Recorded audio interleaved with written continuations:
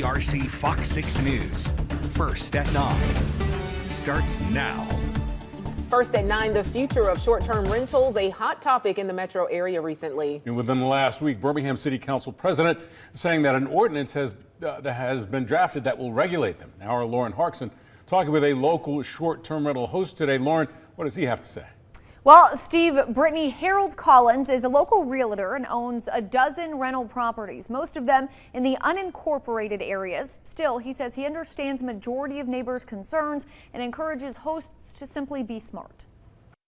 Well, Clyde has a lot to say about it. Yeah. But Everyone jumping in on the discussion surrounding short-term rentals in central Alabama. Harold Collins owns 12. Mostly on the outskirts, unincorporated areas of the Hoover, Vestavia cities. He started the venture about 3 years ago, and his properties are vastly different. Everything from this 1,000 square foot cottage to this 3,000 square foot rock home. Well, I think it helps some areas, maybe some more than others. Collins says rental properties can help introduce visitors to an area they might never have visited. Still, he's careful when choosing what properties to use for short-term rentals. I think some planned developments, maybe it's less likely that they work well there because we talked about parking and number of people that come in.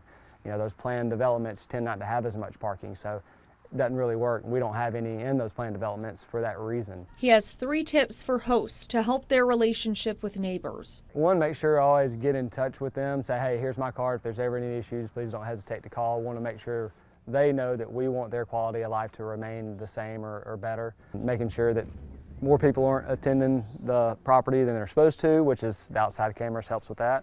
And cars, you know, parking, that can be an issue, making sure that number of cars stays to a reasonable number. Collins says all in all it comes down to being smart and picking a property that actually works as a short-term rental and realizing not every home really works in that capacity. As for that ordinance in Birmingham, we are still waiting for it to be presented to the City Council.